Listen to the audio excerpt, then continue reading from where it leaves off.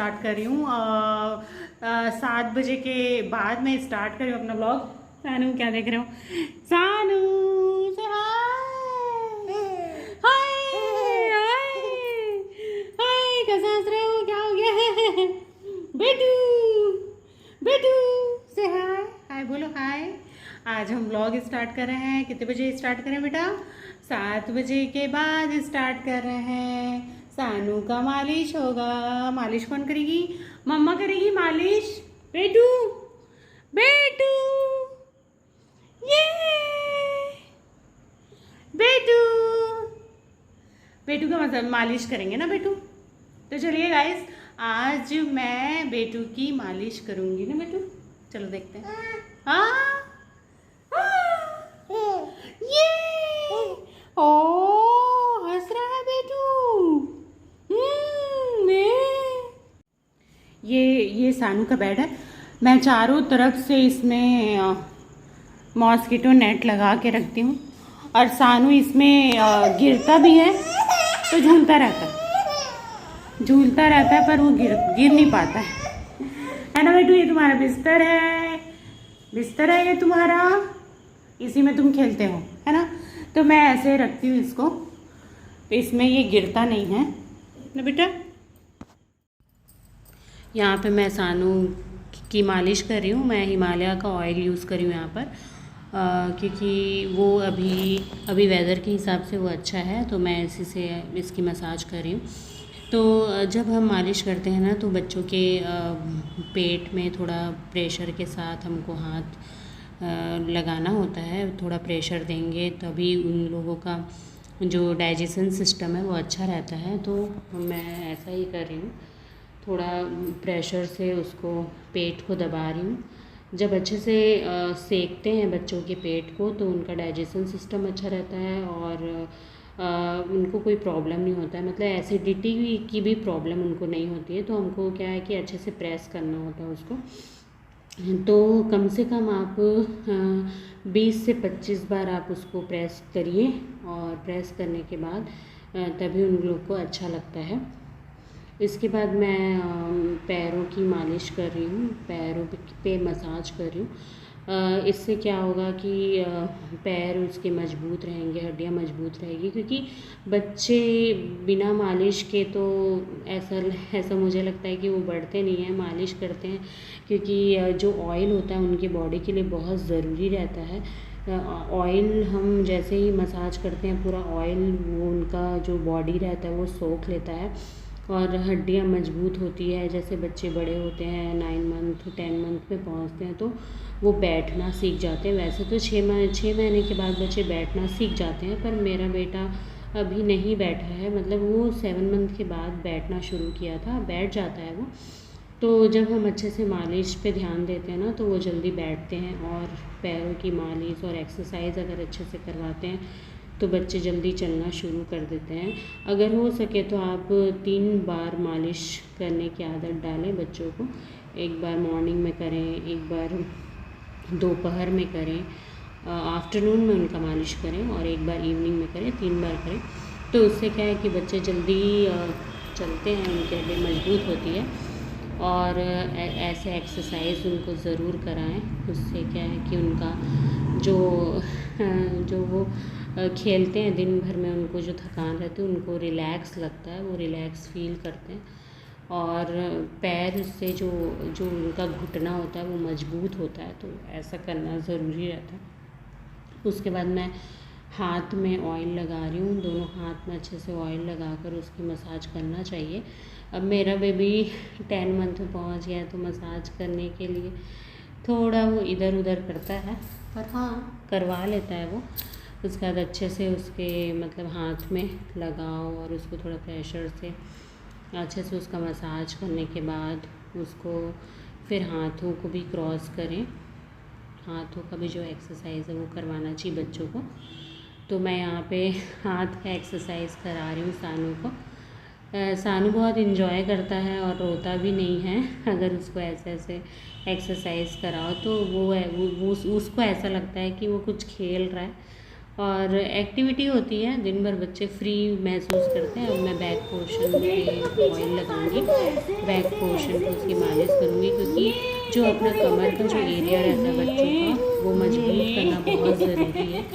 और इसीलिए वहाँ पे अच्छे से मालिश करना भी बहुत ज़रूरी है। कमर पे अच्छे से ऑयल लगा के उसको मसाज देना, बॉडी मसाज देना बच्चों को, तो बहुत रिलैक्स फील करते हैं वो। और मसाज के बाद तो कई बार मालिश के बाद तो बच्चे सो जाते हैं, उनको इतना रिलैक्स फील होता है। अब यहाँ पे उसका मसाज कंप्लीट हो चुका है। अब वो दूध पी रहा है, यहाँ पर दूध पिएगा, उसका थोड़ी देर वो खेलेगा, इधर उधर करेगा, उसके बाद वो अपना दलिया खा के सोएगा। वैसे ये 10-11 बजे तक सोता है सानू।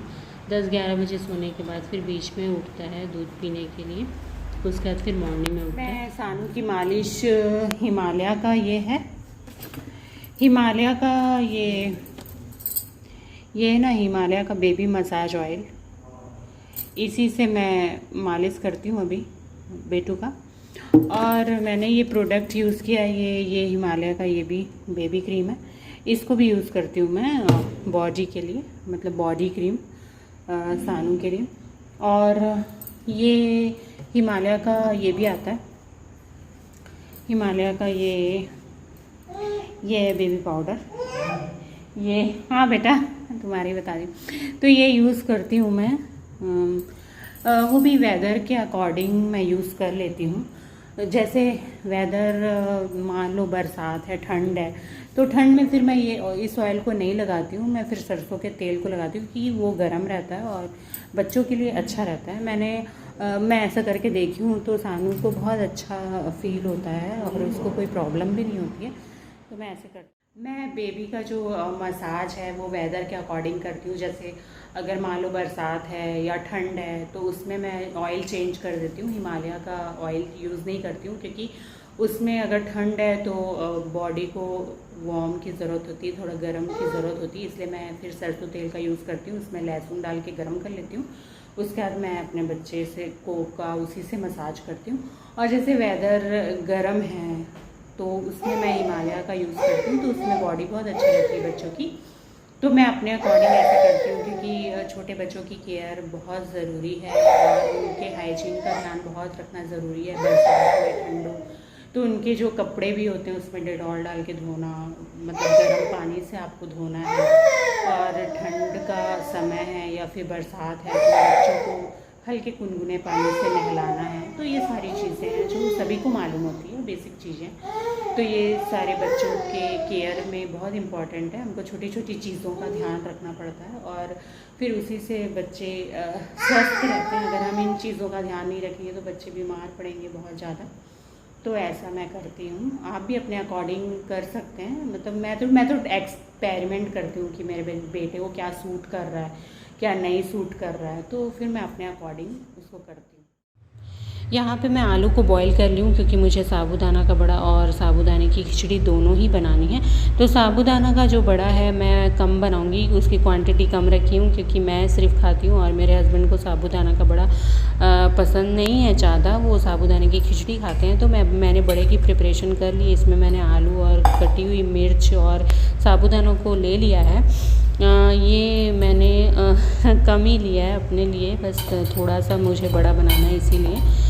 अब मैं इसे अच्छे से मैश कर लूँगी नमक डालकर। और यहाँ पे मैंने कढ़ाई को भी चढ़ा दिया है, तब तक वो गर्म हो रहा है। उसमें ऑयल डाल के मैं फिर साबूदाना को उसमें छानूँगी। बड़े को मैं यहाँ पे बड़ा का शेप दे रही हूँ। शेप देने के बाद मैं उसको छान लूँगी। तो मैं यहाँ पे देखिए मेरा बड़ा है साबूदाना का, बहुत ही कम बना रही हूँ। मैं उसमें तेल में छान रही हूँ उसको अच्छे तरीके से।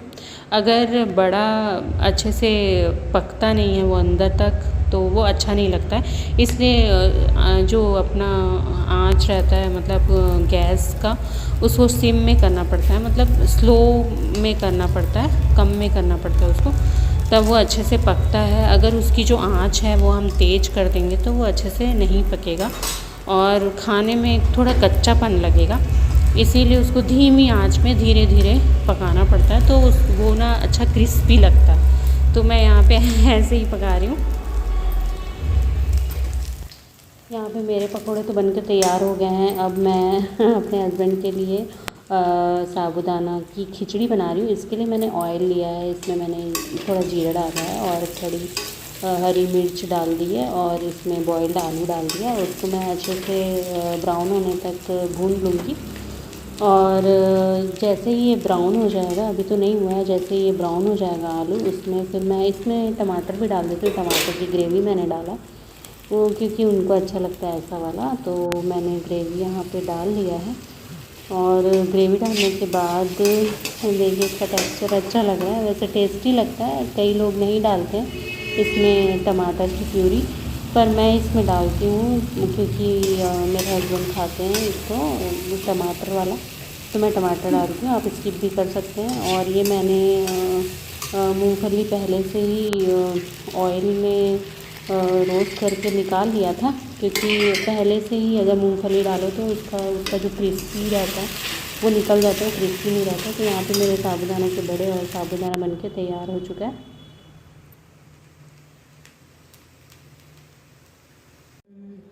तो आज इवनिंग में मैंने 7 बजे के बाद ब्लॉगिंग स्टार्ट की थी और उसके बाद मैंने, जैसे कि मैंने आपको बताया था, मैं साबूदाना का बड़ा बनाऊंगी और खिचड़ी बनाऊंगी। तो बड़ा मुझे पसंद है इसलिए मैंने कम बनाया है और खिचड़ी मेरे हस्बैंड को पसंद है तो इसलिए मैं ज़्यादा बनाती हूँ। और मैंने इसमें बच्चे का मालिश किया, उसके बाद फिर बेटू सो गया है, अपना दलिया खाया, थोड़ा सा ही वो खाया, ज़्यादा नहीं खाया आज। उसके बाद फिर वो दूध पी के सो गया। और ये मेरा इवनिंग का रूटीन था आज का, जो मैंने आपके साथ शेयर किया।